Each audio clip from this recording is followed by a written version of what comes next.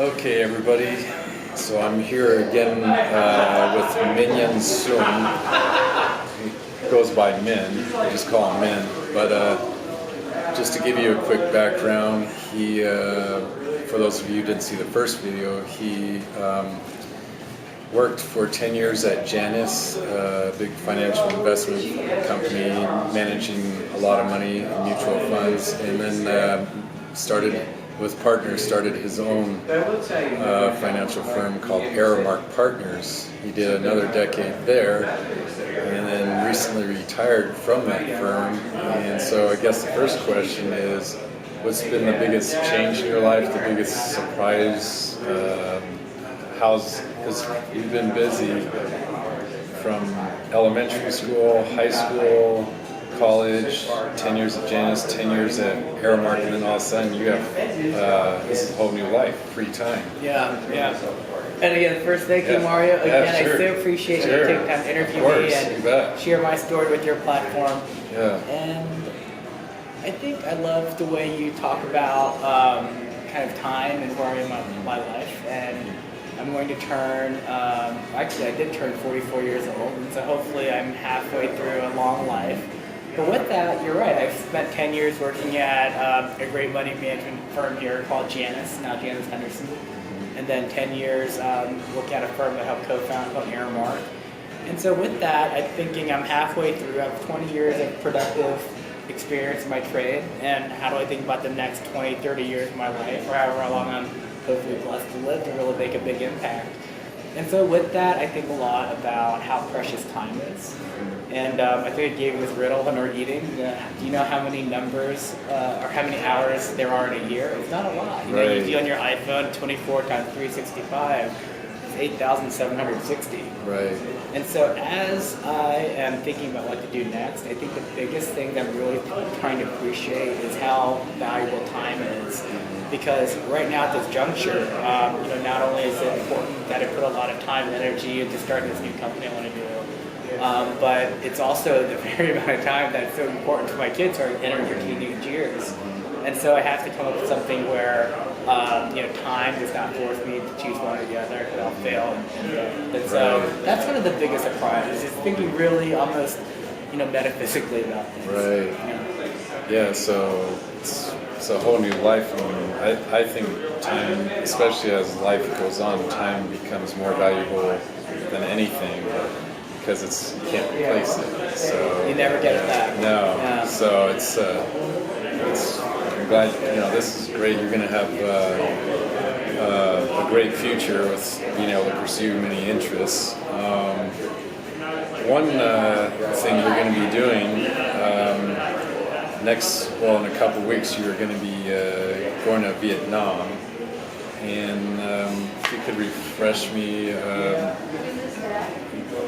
were involved in some sort of class there? Yeah. So in terms of Vietnam, it's just a really special country. It's actually one of the most populous countries in the world. Almost 100 million people. I think it puts it at 15th most populous. But in terms of global economy size, it's really only around the middle, because the per capita GDP in Vietnam is pretty low.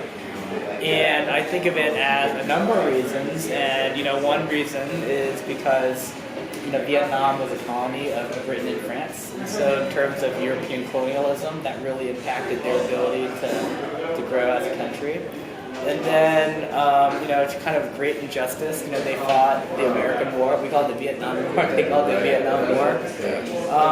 And so that went from the 60s until 1975.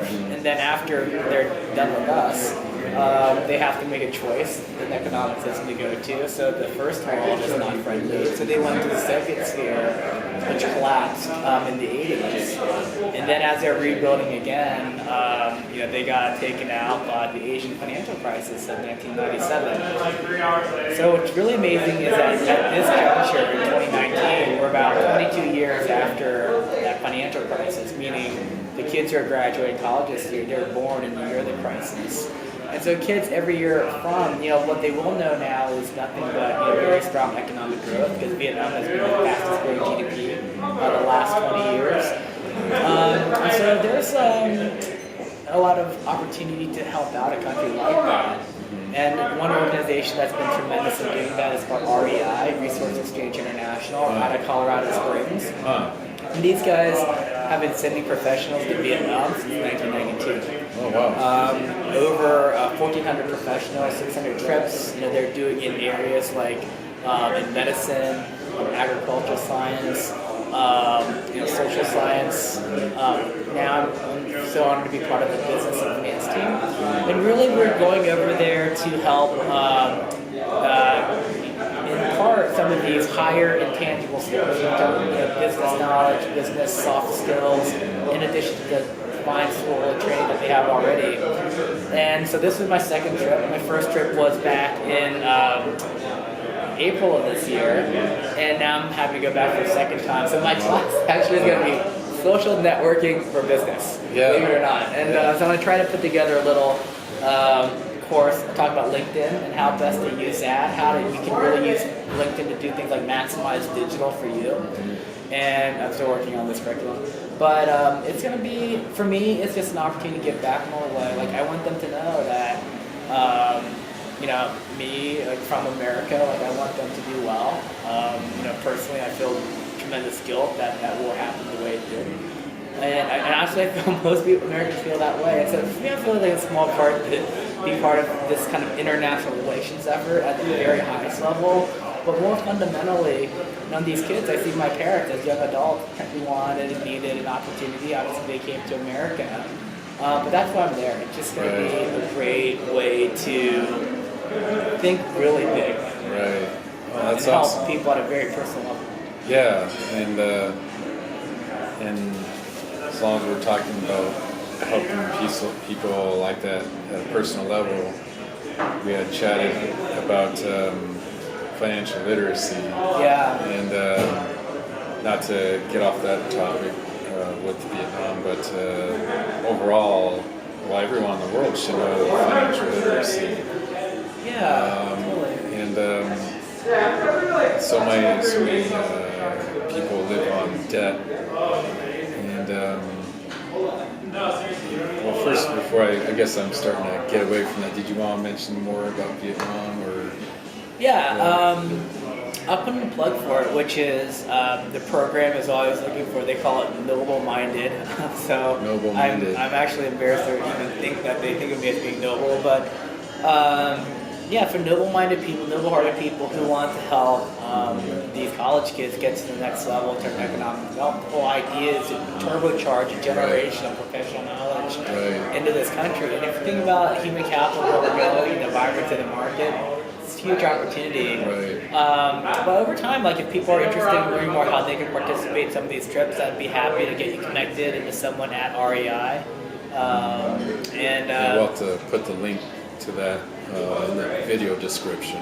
Sure. No, that'd be tremendous. Yeah, it's Resource Exchange International. I'll be sure you get that. But for me, Vietnam is just kind of thinking about my entire community and the world in terms of orbitals. So they would be literally the other side of our world. But in terms of other things, I'm really excited about the next step in terms of community here. And, So like I was starting to mention about financial literacy, we had chatted about that. The baby boom generation is they're not very prepared for retirement. A lot of them are never going to be able to quit work. But if they had just early on saved some, money, put it away, because the beauty about saving early on is the compounding. You get your money to work for you, and it builds over time. And we need to educate this younger generation coming up now. So many of them are trying to buy the latest car or whatever it is, and they're not thinking about tomorrow. And they're just trying to compete with others who, I've got to have this or that, but you'll be so much better off. There's nothing better than being financially free and being able to be your own boss, which is what you ultimately want to be. So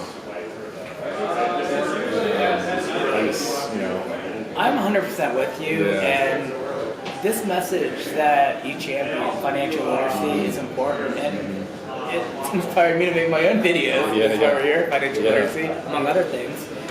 And you're right. I mean, why? I mean, if people were only more aware, would they make the same choices? I don't know. Is there any incentive to teach people all the consequences of their decision making? Maybe not. And maybe as a broader theme, it's like, well, why do we need financial aid? Well, there's tremendous forces trying to get you to take out credit, take out a loan, extract your equity, buy this, buy that, do this. And wouldn't it be great if people could maybe even have a tool to know, hey, I could take this $1,000, as he pointed out in a video over a year ago. What if you had taken that $1,000 in 2010, bought shares of Amazon at $2 a share?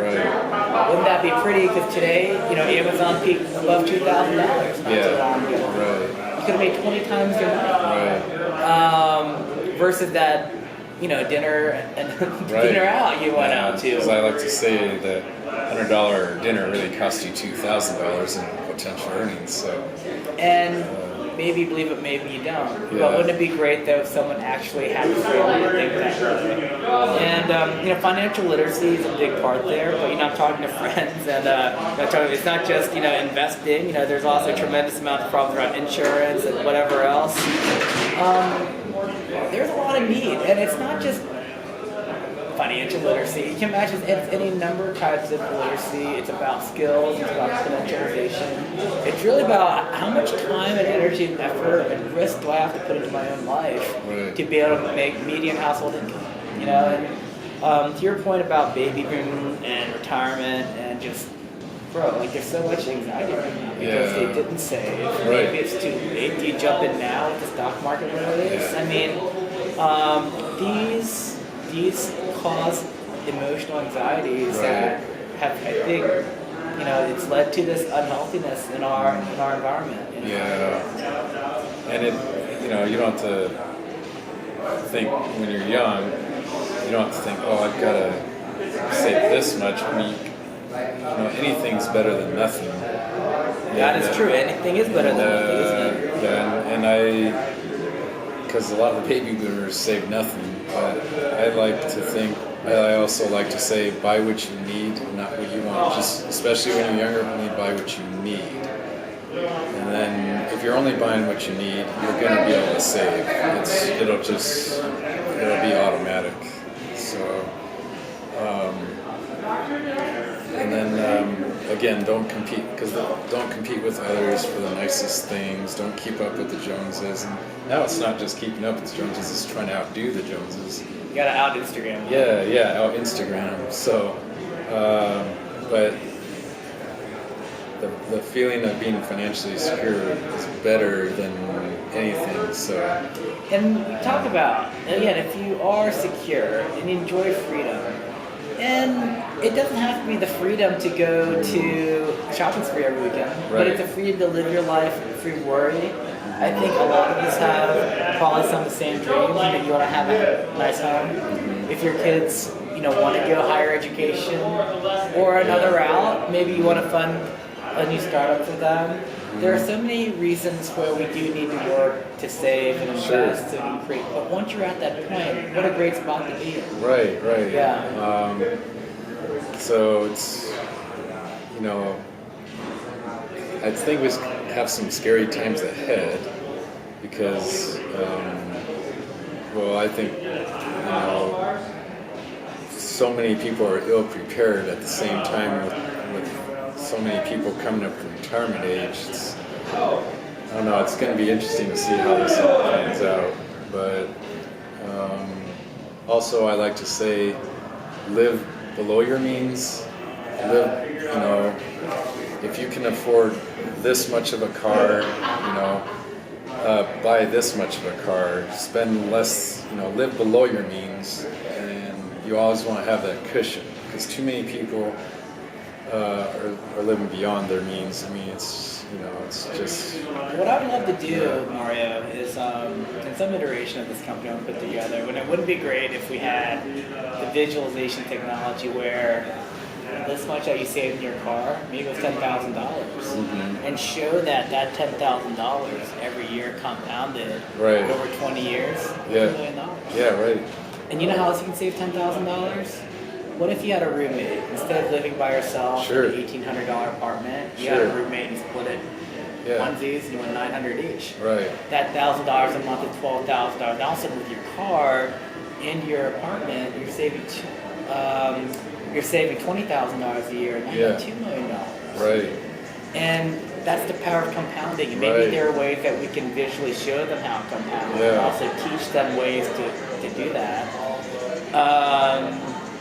But there's also the effect of compounding negative interest. Right. So when you borrow $1,000 to have fun, to go on vacation, at 18%, that is now $1,180 the Right. very next year. Right. And you can create your own debt prisons that you never get out of.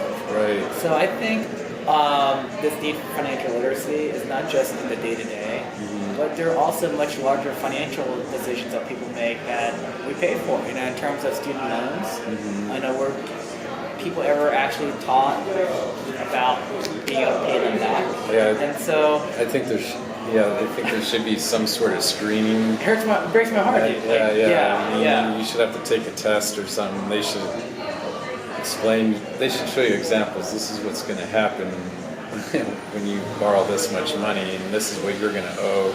These are going to be your monthly payments, and They don't. right? They. No, the whole universe of they are people who they legally ask you to make a choice. Yeah. And then they use that agreement to trap you Right. and extract what they can. Do you 8% interest rate? Yeah. Yeah. And so, ideally, there can be a way in which to educate people, give them literacy. I think that's the first step in terms of localizing or actualizing, first to teach them. Right. And maybe we have better behaviors, but the world of finance in particular, because I've now lived it for over 20 years, I know where inefficiencies are and how people make money. I've become very educated in it. And I think there is a higher code of what's fair and not fair, whether it's legal or not, in terms of how you provide services to get money and compensate yourself. And I think more and more Wall Street has lost its purpose. Yeah. There are definitely a few sharks up in Wall Street. Few. Yeah. All. Yeah. Many. Yeah. Right. Yeah. And every time there's a scandal on Wall Street, there's always going to be another one. It's just there's always something cooking. You know, it's just human nature. Yeah. People talk about fear. People talk about greed, incentive structures. And even in a system like ours, like capitalism, I think it works. I'm a huge believer. I'm a pro-capitalist. Yeah. Right. But then when you think about capital, what is it? It's savings. It's financial capital, as we define it. And if half the Americans can't save $500, how's that a participating system? People need to wake up to some basic facts. Yeah, anyway, I'm going to lose my train of thought. Where are we going next? Yeah, I guess, so back to, back to your having free time. Yeah. Talking about, so again, he just retired from the firm he co-founded. But our world is changing so fast, and there's a big multi-billionaire investor named Carl Icahn, and I was just thinking how he's always tied to the office in New York, but he's finally leaving there. He's moving to Florida, and he even said in an interview, I can do this with the internet, I can do this work from anywhere, so it gives more freedom.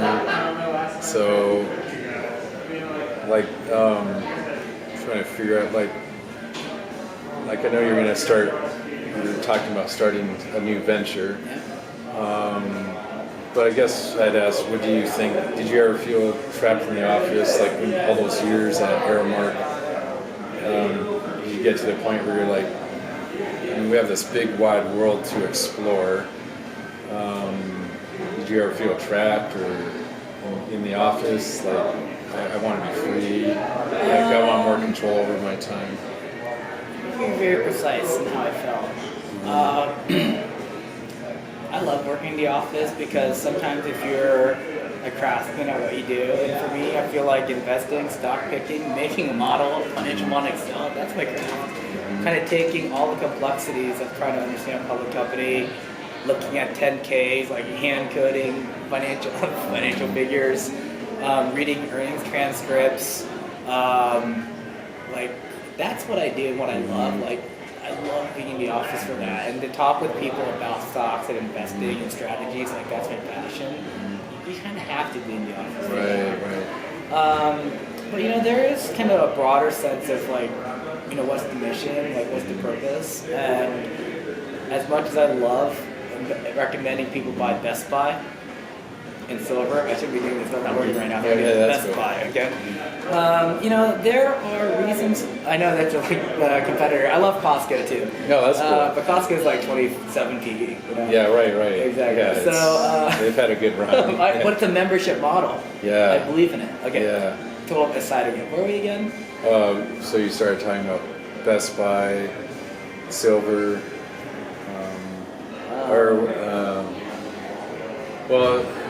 now your entire audience gets to see the fatal flaw of my product. I just start yapping. I cannot remember where that was. My wife always says you have to land the plane. If you were felt trapped in the office. Oh yes, that's right. Correct. But correct. I guess, not meaning that. I guess the thing is, with our technology and the internet, you can do your work from anywhere on the planet. So yes, because some things like investing, there are aspects of it that the community of it's the best part, right? Yeah. Sitting in front of the table trying to convince someone who thinks you're wrong that it's a good investment. And in my situation, there's a real desire to teach a skill. Like what I described, if you actually believe it's a skill, if you believe it's repeatable and I can continue to beat the market, I want to teach that skill, and that requires some notion of proximity. Right. Or maybe it doesn't with digital, right? Maybe I can pipe that using platforms like Khan Academy or something else to allow people to get credentialed and certified what I think I can teach and charge them no money. I don't know. I don't need to make money. Right. But I kind of do, but I kind of don't. It's weird. And so that's kind of where I am with these models right now, where I know there's one thing I can do, but I can prove it. I'd say Google me, and then you can see what I've done professionally. Right. Right. And then now, maybe there's an opportunity to create a workplace culture. In our book at Pho House, we made that video, This Week in Stocks, talking about subscribe and Tiansu. And maybe that's a case where I just need to go back and keep reading that book and figure out ways where there's more of a membership component to the types of model companies that we do to offer services. I don't really know. All I know is I'm at this point, Laura, where I'm thinking I have a certain type of skill that could be monetizable in certain ways. And I want to use the fact that I've invested so much time and energy in relationships and meeting people. You're going to get me over 10,000 views with this, I know, for example. Like, it started with a conversation. Right. And if we can get a lot of people aligned around the fact that we can create a super awesome collective to change the world around financial literacy, and who knows where that can go. Right. That's just like my little piece that I feel like I can put some creative energy into. That's the big thing. But you have to, if you don't know, if you don't teach, especially the young people, how they're going to know. Yeah. And for me, so earlier today, someone asked me who my target client is, and I guess anybody, right? Anyone who's investing, sharing, putting time, energy, capital, passion into this collective, like you're all my client. But really, I care most about that kid who's 6, 7, 8, 9, 10, 11, 12, where they're still impressionable. Like if I can somehow get on their phone and somehow create a financial experience. And that's where things like fractional shares are really important to me, like finding technology partners who can help me with this. But if I can deliver a financial experience to as many kids as possible, which means I gotta be on their phone. Right? Otherwise, how the hell am I ever gonna talk to an 8-year-old, dude? Right. So I have to have a business that's profitable enough so I can blow it all, getting 8-year-olds that down with my app. Right. Because I care very deeply about trying to build a relationship with them over time. Yeah, and you gotta start young. Get these good habits young. You told me you had your first bank account, right? I had a first bank account moment, right? I want to create first account moments for people. And try to create successful outcomes for them. Maybe there's ways that mutual fund. Think about the meeting. What does mutual mean? Right. All these fucking I'm sorry. All these shareholders and like no one like. I want to get to know them. Right. I want to have a two-way dialogue. I want to somehow create plumbing between me and them. And maybe there's opportunities where I need them on a research assignment. There's a new LeBron shoe. He took a position. On China versus Hong Kong. I don't know if I agree or disagree. I know we were going to talk about that. Yeah. But is there a market consequence? And what if I had 10,000 kids who had apps downloaded and they all owned like 1/10 of one share of Nike, which is like $8. But what if the firm made a huge trade on or against Nike and we made hundreds of millions of dollars? And you know what? This could never have been possible without the children in our financial network. Right. No one thought to ever invest in them as clients, but damn it, they provided all the value, and as a result, your share of the trading profits each was $10,000. Wouldn't that be amazing? Right. And so there are all sorts of possibilities that you can do, and it's just weird. It's like so much brainstorming. I mean, half this stuff maybe science means, or maybe it's not. Right.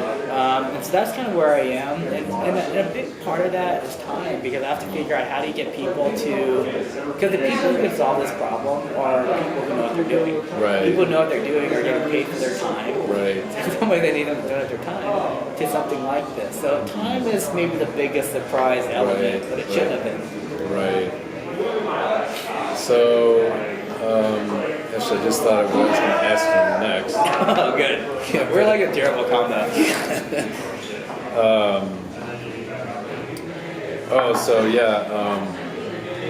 I personally, this is kind of another topic, but I personally feel, I've seen real estate prices, and interest rates are going back down. I personally think we're kind of, there's an asset bubble. Things are kind of getting overpriced. I'd be curious what you think the state of the economy now, and with like when the next recession hits, like one of the most valuable tools we have is to be able to lower interest rates to try and spur the economy, but those are there's not much cushion there, so I'd be curious to what you think about the state of the economy and prospects. Wow. It's like time to Oh yeah. What's the best way to put it? My concern has always been, and this is largely informed by a lot of research of my former Dartmouth College professor David Blanchflower, but you also have folks like Nicholas Eberstadt at AEI writing about this, which is not enough people are working. And we're using something called the unemployment rate, the U3 unemployment rate, which measures the amount of people who are looking for an unemployment claim, meaning they're actually trying to find work. And on those numbers, we have 151 million Americans who are working. We have 6 million unemployed Americans. So there, when we look at an unemployment rate at about 4%, it gets to 6 million. But what we don't see, because we see the 6 million who are employed, we don't see the 6 million people who are underemployed. And they may be people who are working part-time jobs. They may be people working at jobs that aren't suited relative to the level of skills they actually have. So right away then the unemployment rate isn't 4% with 6 million, it's actually 8% because you got another 6 million who are underemployed. And here's the real disaster, is that, pretend it's water glass. There are another 10 to 12 million people who are not participating in the labor economy altogether. And these are people who have given up, or they're just not in the labor force. That's what Nicholas Eberstadt calls them, NILF, not in labor force.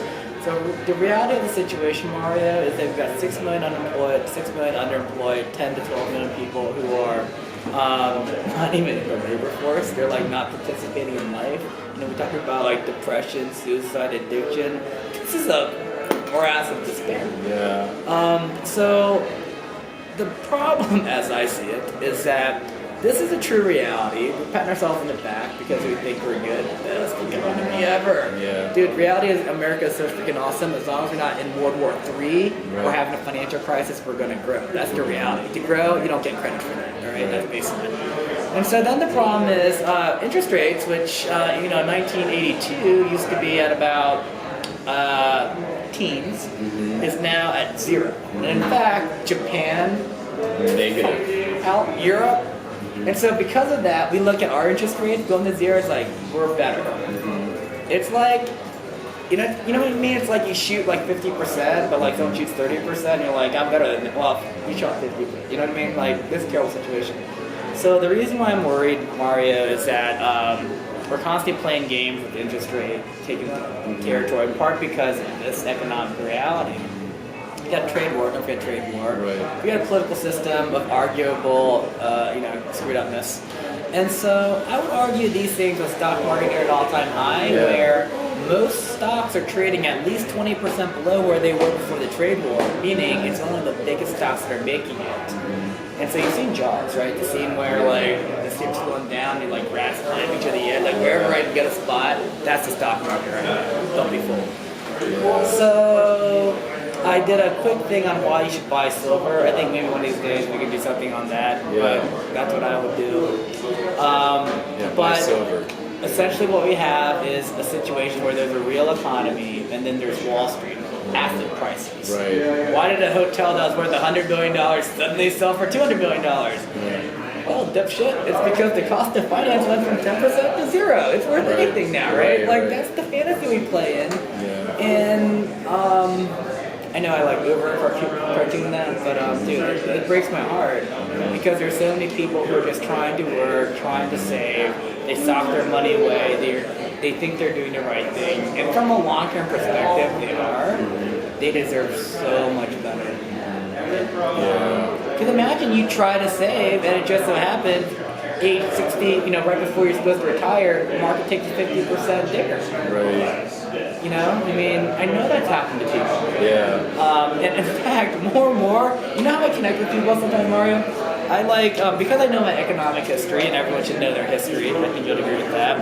When I meet with, that's the wrong page. But when I meet with people, I kind of figure out when they're born, when they graduated from high school, when they got to teenage, these are rites of passage, add on. And if I know that when they happen, I can almost pinpoint the right questions to ask, And finance matters. It hits people in the heart, and we don't spend enough time with literacy. They're just kind of, it's like they got lucky almost. Most people. So. Yeah, it's. I guess time will tell, but it's something. There's something brewing, I'm sure. It's brewing. I feel it. I don't know everywhere. I feel like it's percolating. What do you feel? Well, it's like when I see a 3,500 square foot home in a suburb on the market for $520,000, that's just like really. But people, these. Like you said with the hotel example, people are able to buy more and more. The prices keep going up because the interest rates are so low. But and then the stock market. Warren Buffett's Berkshire Hathaway has $122 billion in cash. That kind of tells me he can't really. He's not finding many bargains out there. So. I don't know. It's going to be interesting to see what happens. Like you say, like Germany and Japan and others, they're in the negative interest rates. What happens when they need that as a weapon to fight a recession? You know what? The way you ask that is so funny, but bro, exactly. I don't know. It's insane. And okay, so I want to work. Maybe this worked better as a visual, and I'm gonna try to explain monetary policy. Can I do that? Sure, of course. I want to mess it up. All right. Okay. So, how should I do this? So basically, monetary policy typically is about controlling interest rate. So the Fed will target short-term rate, and that will act as a gauge to the economy. So let's say you've got something you'd like to do, and the cost to finance something is 8% or something like that. Like that may be too much, right? So then, well, let's lower it to 1%. And depending on the interest rate, you may say, hey, I'm going to take this risk. Yeah. So it's almost like a DAO. You modulate it. It's almost like, I know you'd never play roulette, because there's especially with a 0 and double zero. Sure. But imagine the table's so hot at the casino. We're all going to play at that table. It's so much fun. We're making money. We're in a winning streak. That's unsustainable. And then it's like, wait a minute, no one's playing roulette anymore. Let's take one of those zeros. You know what I'm talking about? Let's take one of those zeros off. And now we'll reduce the house advantage from 6% to 2%. Let's see how it goes. Now we're at the point where like no one's making any money because the game, whatever. It's like, you know what? How about you just play the game? Just show. You don't have to just take the risk. But if you lose, you owe me, right? That's kind of how it is. So people have to decide, like, is this something that we can do? And here's Europe and Japan. It's like, oh God, like, will you please play the game? I'll give you one of these every time you play, but if you lose, you owe me 100. Wow, right? yeah. So that's what a negative interest rate is. And so that's modern monetary theory. It's run its course. And so my thought was, and if you'd like, I can send you a link to this paper I wrote too. Yeah. My proposal for the Fed. You know what sucks right now? Because right now I can't entice you to buy the stock, right? It's like, will you please for free buy a stock? And no. So I think, before I told you, but you know what? I'm just going to take a quick look at this, make sure it's. Yep. Okay. We're still rolling. The last time we talked about modern monetary theory, the phone died. Yeah. Hilarious. I think we need to start looking at the liability side of the balance sheet, because the idea that we're going to put $4 trillion in to juice asset prices, to have a wealth effect, to do something, we know that doesn't work anymore. I cannot force you into something you don't want to do. There may be plenty of people who want to take that bet, but they're bogged down by this debt prison we talked about, student debt. You get $1,000 student debt, and then the first call $100 a month for the service, and it's like some rate. Like, how is that going to stimulate the economy? And so my thought was, the same way the Fed did unconventional monetary policies, they started by kind of talking about a rate outlook, and then they use liquidity to gradually dial up liquidity and basically force down rates. My thought is they should talk about debt relief. We're going to start by doing things like refinancing your debt. The federal government now borrows at like nothing. Well, therefore your debt price is now nothing. And what if you pay your payment 24 months in a row? I'll take 1% off every month. And if you really get desperate, like the economy's not going, basically eliminate their debt. Because people talk about helicopter dropping money. Like, what if I magically gave everyone $20,000? Well, dude, if I have $25,000 in debt, I'm still in the hole. What if you pay off my $25,000? Now I feel like I've got a future. That's where monetary policy should be going, in my opinion. It's getting late, so double it up a little bit. But to me, like, to go back to the same thing, it's crazy. Like, it doesn't work. And to your point on like negative interest rates, I guarantee that if you were to eliminate people's debts, like reduce the debt shackle, not the most indebted people, that would create positive inflation. All of a sudden you feel vibrant, like there's a new source of demand that never existed before that will compete for resources. So in my opinion, Mario, if that happens, I'm buying stocks. Until then, silver. And Best Buy. So your two investments are silver and Best Buy. Your recommendations. All right. Well, let's see.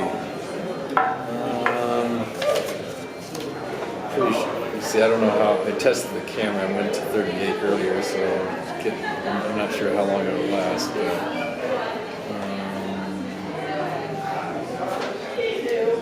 Well, I don't know. Is there any topic you want to touch? I'm trying to get a. There was something else, but I can't remember. Was there anything else you wanted to mention about anything? Dang, there's so many things. Maybe I'll pass and save for another interview. Other than to say, like, if you like what you hear, and I'm not even sure all the things we touched on now, but obviously your comment section is a great place. So if people left comments, I'd love to, I can, knock some of these out one at a time, kind of Q&A. And hopefully this will be something we can do every couple of months. Yeah. And if there are things that you have for next time, Sure. let's talk. Yeah. But by then I'll be back in Vietnam. Right. Hopefully I'll officially start my new investment company. Sure. Maybe there'll be more things to talk about there. And just so much to do. All right. Okay, so that'll be it for now then, and stay tuned for more. And I'll put some links in the description. The links. For the links we had mentioned. And we want the Q&A. We do this for the Q&A, don't we? So thank you. any comments, please comment and ask any questions. He'll see that and can answer something. So, all right. Well, thanks a lot. You bet. Thank you.